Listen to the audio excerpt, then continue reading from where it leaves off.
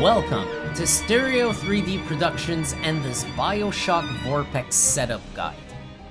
This entry on our list was an obvious must, and while the setup is rather easy, there are a few tricks to get the best out of it, and we're going to make sure everyone gets to play it just right.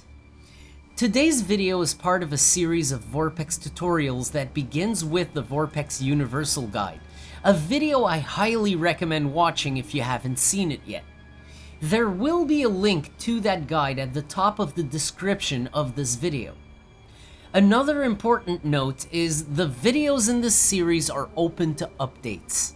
If you see the tag outdated between brackets in the title of this guide, look for a link to an updated version of this video in the description below. Bioshock's appearance on Stereo 3D Productions was brief.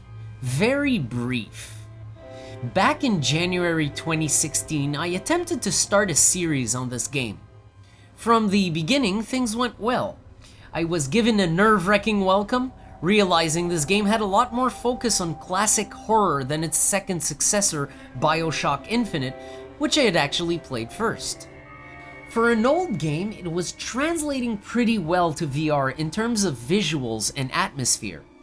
However, the pre-DirectVR problems eventually came into play. See, this game, like its successor, has a very zealous built-in mouse interpolation, also known as mouse smoothing. This makes for very unreliable manual VR head tracking that will almost always overshoot gestures when done quickly, giving for extremely disorientating gunplay. Even my pitch-locked mouse didn't help in this game. It actually made things worse because the game's vertical axis drifted erratically on its own. Enter DirectVR. Since VorpX DirectVR is capable of fully overtaking the game's camera rotation, I finally had time to revisit this title and see if the feature in fact improves head tracking to a point where the game can be enjoyable. The short answer is, oh yes. The long answer? Well, it's time to get to the tutorial. It's a quick one, the setup is easy, but there's a couple of important steps, so let's do this. The game preparation is the bulk of our configuration. For Bioshock, we won't even be using any VorpX settings optimizer. Normally, assuming you've just installed the game for this, I'd tell you to go ahead and run the game once normally in 2D without VorpX running. However, this time, before we do that, make sure to add the -DX9 launch parameter, either on Steam through the game's properties as shown here,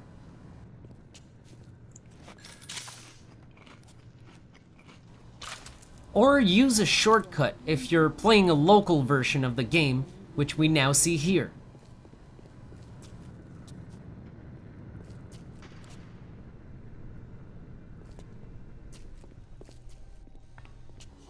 Now, with the parameter added, go ahead and launch the game in plain old 2D. This allows the game to get its first time stuff done, and we can take the opportunity to go in the game's options and change a few things we'll need on the way. Head into the game's graphics options. First, for resolution, you can use the following depending on the strength of your GPU. The lower res you can run at is 1280 by 1024. This should do nicely on a GTX 970 equivalent or less. For a mid-end system on a GTX 980 equivalent, 1400 by 1050 will run well. And finally, for high-end systems on a GTX 1070 equivalent or greater, run using 1600 by 1024. Next, make sure you set windowed mode to on. Turn vertical sync to off. Most of the other settings can be adjusted to suit your needs or tweak game performance. I've found some minor stereoscopic issues with shadow cutouts here and there, but it's not been prominent and the game's effects all work very well. Notice that DirectX 10 detail surfaces isn't available here. This is a sign we launched the game correctly in DirectX 9, which makes stereoscopic 3D function properly. Do make sure that the last option, horizontal FOV lock, remains checked on, as DirectVR will depend on it. Apply this configuration, then head into the control options. You'll want to reduce this game's mouse sensitivity by at least 1 notch in order to get smooth play. Its odd built-in mouse interpolation makes the game's sensitivity setting like it's at the max, even on middle. I've got mine on 2 for now. Go ahead and apply those changes. The mouse sensitivity can be tinkered with during gameplay, so you can go back there later anyways. We're done with our short 2D session, no need to actually play yet, let's exit. You can take the resolution a step higher if you want. If you're on a GTX 1080 equivalent or greater, we'll look at how to run the game at 1920 by 1440. Locate the file bioshock.ini in the path displayed on the screen right now. Open that file in Notepad and locate the windowed viewport keys, which dictate windowed resolution. Set the X value to 1920 and the Y value to 1440, then save and close the file. For all users running on all resolutions, it is possible that settings may revert. I've seen it happen twice during my testing. This is annoying and we can easily prevent it. Navigate to the bioshock.ini file in the displayed path, then right-click on it and go Properties. From the Properties window, check the Read-Only box and hit Apply, then OK. This will prevent the game from dumping all the VR-friendly settings we've been working on. Keep in mind that this change will render the game unable to save future settings change. So if you want to modify options from here on, make sure to go back there and uncheck the read-only box before doing that. It's time to fire up your VR runtimes, either Oculus Home or SteamVR, it doesn't matter. Fire up VorpX and finally fire up the game. Assuming you're starting from the very beginning, let the initial cutscene play, and with the terrible field of view and default head tracking, would you kindly stagger your way to the lighthouse? It's not optimal, but you don't want to run your DirectVR scan from in the water next to the burning airplane. It might mess things up completely. Make it to firm ground. Now, I've found myself a peaceful spot for my game, so it's time to hit the delete key to bring up the VorpX HUD. First, under Main Settings, make sure 3D Reconstruction is on Geometry 3D. The Z-depth options barely seem to be working here anyways, and the geometry performs really well and looks best. If geometry isn't here or isn't working, it's possible that you didn't launch the game in DirectX 9. Make sure you didn't miss the very first step covered in the game preparation section. Use the timecodes in the description if you need to go back. Set 3D separation strength to 1.0. Surprisingly, the default 3D separation setting works really well with this game. No need to change a thing. Go ahead and run your DirectVR scan now using the button in the main settings section. VorpX will scan your field of view, rotation, and position. Position seems to sometimes want to take a little longer. Sit still and wait for it to complete. I have yet to see any aspects of these scans actually fail, so you should be good too. Now, you've got yourself a beautiful view of whatever section of the game you're in, but we're not quite done yet. Head into Image Settings. First, if you're running at 1600 by 1024 or greater, set Crystal Image to off. Leave it on normal if you're running on the medium or lower resolutions. You can leave G3D shadow treatment on auto, but I do recommend using turn off. You won't be missing out much and it'll prevent some stereoscopic issues you can encounter. Let's take a look at an option we can use to increase pixel density. The highest resolution I offer looks great, but the lower ones might need a bit of help. Since VorpX adjusts the field of view in relation to the image zoom setting properly with DirectVR, you can lower this value a bit to squeeze in the game's render. The downside of this is you'll be cropping your field of view, and below 0.85 the bars become a little bit obvious. The upside of using this trick is you'll reduce the shimmer and aliasing by a good deal. For 1600 by 1024 and below, I found myself accepting as low as 0.85. On 1920 by 1440 though, I just went down to 0.95 to get an ever so slight boost on density, and that's it. Play with this option as you may, it's a great workaround for those unable to run it at its very high-end setting. Next, go in DirectVR settings. We have an interesting option here called Player FOV. You'll notice that the hand models, while in proper stereoscopic 3D and at the correct depth, appear very large. A good way to reduce the impression of massive hands is to raise the player FOV value. You can jam it all the way to the max, but the problem there is the model's shoulder becomes very distracting and oddly placed, and quite in view. I found a sweet spot around 10 to be an excellent setting. The hand model might still be a bit big, but nothing distracting comes into view. Next, head to Display Settings and turn Direct Mode Fluid Sync off. This option actually doesn't seem to be working correctly here, so even if it could help, it looks like something's actually wrong with it here. You may even notice in this segment of the video showing the VorpX HUD so far that there was some judder. Now that I've turned Fluid Sync off, you might actually spot the difference. It's suddenly very smooth. Last but not least, pay mouse and gamepad settings a visit to turn Disable Mouse Acceleration to on. Do keep in mind that in my test sessions, I did need to rerun my DirectVR scan each time I launched the game and started playing, so you probably will have to do it as well. That's it! You're now ready to play Bioshock in full VR glory.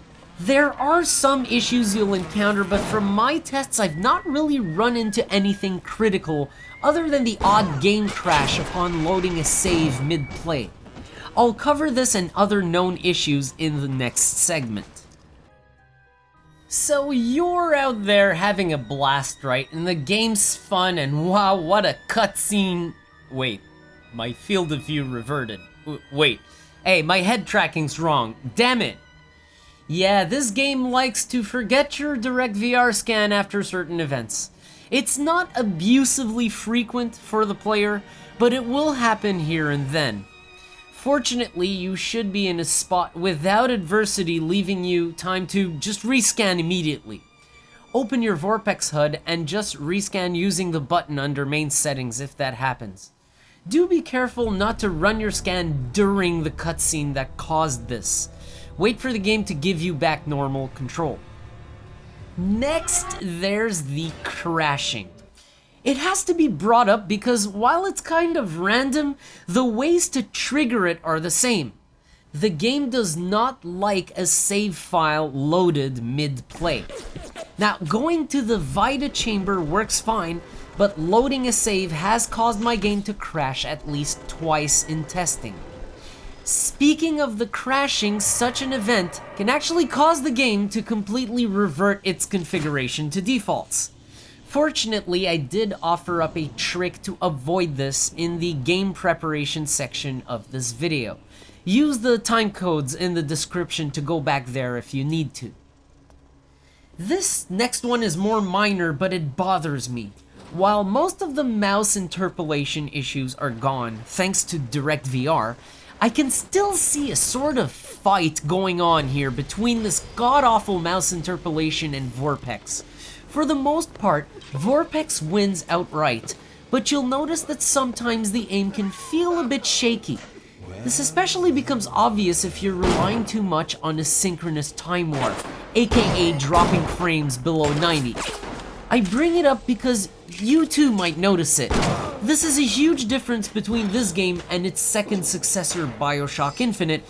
While both games have seriously bad mouse interpolation built in, Bioshock Infinite is definitely responding a little better to DirectVR. It's not anywhere near the old manual VR disorientation days, but you'll miss an obvious shot here and there because of it in Bioshock. Next, we have a pretty dumb crouch head bob. Why on crouch? I don't freaking know. It's a stiff one too, it's really not comfortable. You'll probably want to be standing in the game as much as possible. I still haven't found a way to kill that off myself, but it's not like this game is Alien Isolation, the eternal crouching simulator now, is it?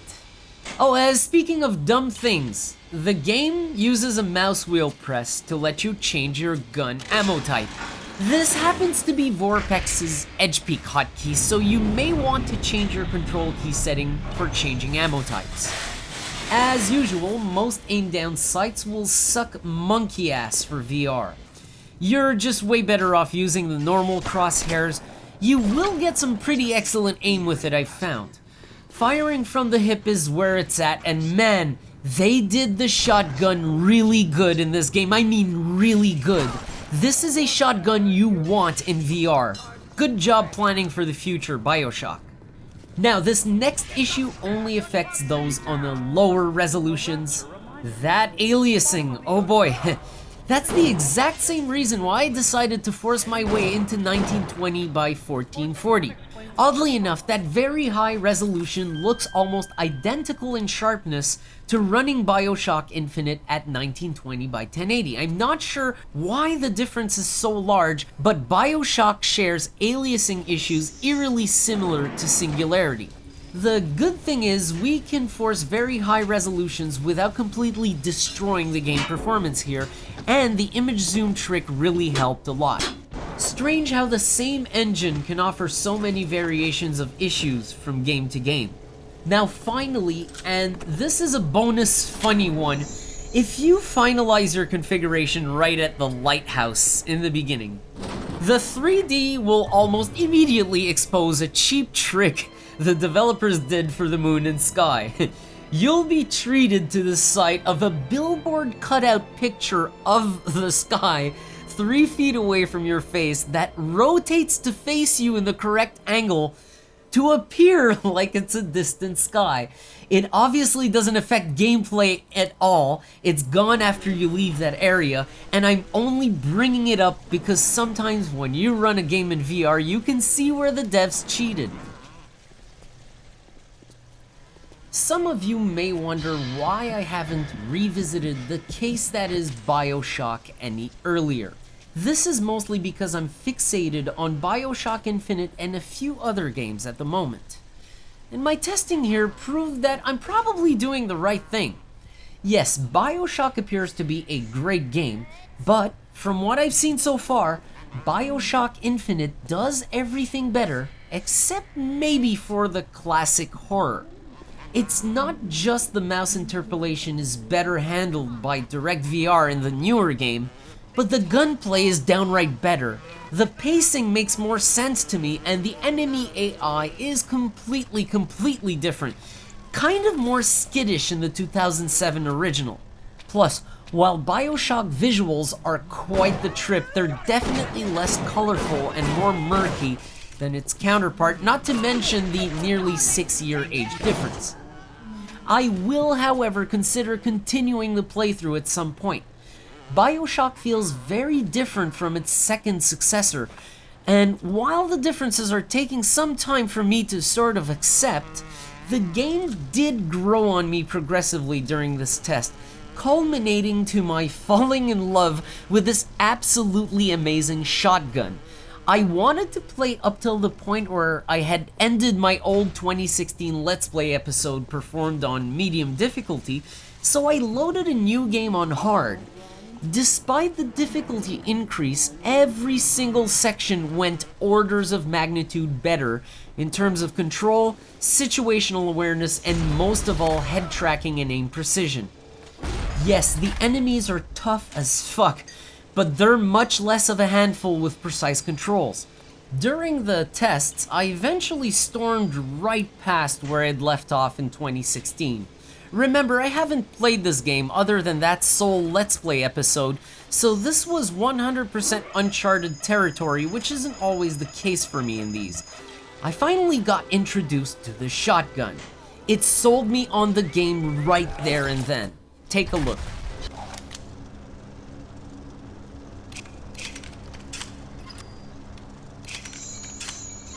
Huh. Oh. Ooh. Oh shit. Oh shit. What the fuck? I never got here. I never got to this part.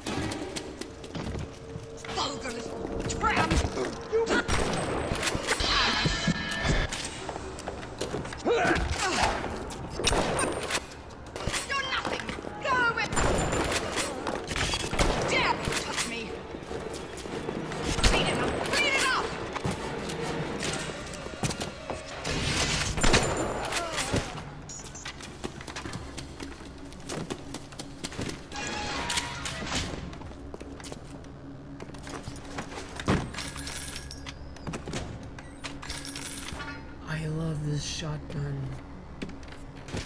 This has to be... I am fucking shocked.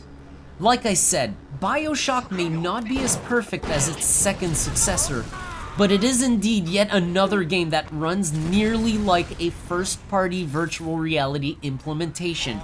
It can be a great starting point for a VorpX introduction, as it performs pretty well provided you don't overshoot settings too much, and it's likely that a lot of you might already have it in your libraries to begin with. Now it's time to get to the game's vScore. The vScore is a rating system created to evaluate how well a game can be run in VorpX. The score is on a scale of 100 points and is based on 9 criteria, 8 that yield points and 1 that is a penalty value. The criteria are, first, the fixed point values, where a game is given all or nothing for each. Acceptable 3D method.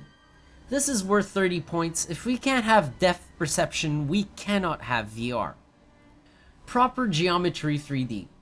Geometry 3D brings a game to life by providing the only authentic stereoscopic 3D method, so 15 points for that.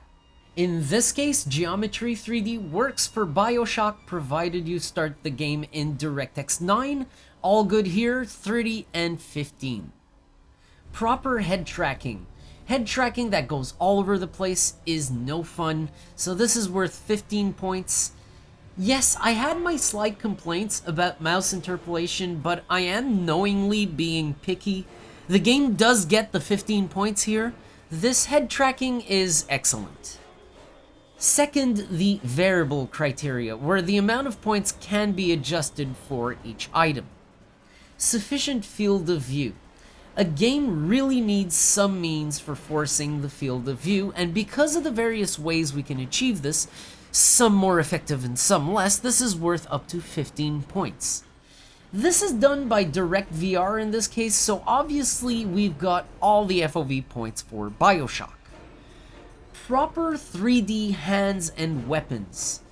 This has over time become a nice to have for third-party VR, as it's quite rare, but it does get a game up to 5 points for getting it right. I'm giving the game a 4 here. It's almost there. No disgusting cutout on the models like in Resident Evil 7, no separate depth layer like in Fallout 4. The only issue is their largeness, quote unquote, which we can kind of tweak to reduce a bit. I'm giving Bioshock a 4 here. Proper shadows and graphics. Good shadows are hard to come by in VR, especially the dynamic ones, and it's nice to see all our graphic effects working properly, so a game can gain up to 5 points on those. This was actually a bit hard to score. Yes, the dynamic shadow cutouts are wrong, but they're extremely few and far apart.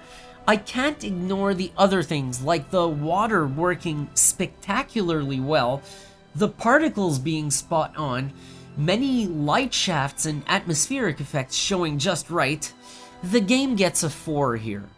Proper user interface and heads-up display. Being able to see your health, ammo count, and such is a plus, isn't it? Up to 5 points for how a game handles a HUD. I'm surprised. I'm giving the game a 4 for some slight issues, and I mean slight. On lower resolutions, things won't always be fully readable, but for the most part, I've been able to easily work the menus, use the heads-up display for health and ammo, and even use the hack interface without any problems. The game gets an honorable 4 here. DirectVR bonus. DirectVR makes the process of setting up a game much easier and often delivers perfect head tracking. Based on how a game supports it, it can get up to 10 points in bonus. DirectVR is not just here in this case. It also saved this damn game's ability to go full VR, so it's definitely getting this entire bonus. The penalty criteria. The penalty criteria exists to offset a game's score due to glitches or major issues. Up to 10 points can be withdrawn. I'm taking off 3 points here. 1 for the DirectVR reset issue, the next point for the high risk of game crash when loading a save, which I did find annoying on occasion, and the last point shares 2 issues, that nasty god-awful crouch head bob that we can't turn off, and that slightly feisty aliasing. It's not a severe hit given our score is so high here, but it does just a notch in the total because they're issues we cannot ignore. Bioshock gets itself an amazing vScore of 94. Its second successor, Bioshock Infinite, only scored 1 point higher than this at 95, so you probably get the idea that this game here is a big deal for VorpX. The advantages brought on by DirectVR have simply transformed this title, and for once, it'll be interesting to have one of few entirely first-time runs through a game, so look for this amazing title to make a comeback on Stereo 3D Productions at some point this year. That's it for Bioshock, but before we wrap up, I want to update on the alien isolation situation. Not only did the VorpX tests I performed with the game yield poor results, too poor to recommend in any tutorial whatsoever, but we've actually all been saved. In the description, you'll find a link to a patch called Mother VR, which allows playing that game in the new headsets as if it were a first-party VR implementation. That's right. It'll likely never support motion controllers, but it's still one of my favorite games in VR personally, so I highly recommend that anyways. I did speak of Metro 2033 last video I produced, and that's still in the plans, but I moved to Bioshock before because I saw the game mentioned twice in my comments now, and the title was, after all, on my list, so it felt right to just get to Bioshock first. On that note, thanks for watching Stereo 3D Productions and this VorpX tutorial. Do feel free to suggest games in the comments. I have a list, but I'm open for more. I'll see you next time, folks.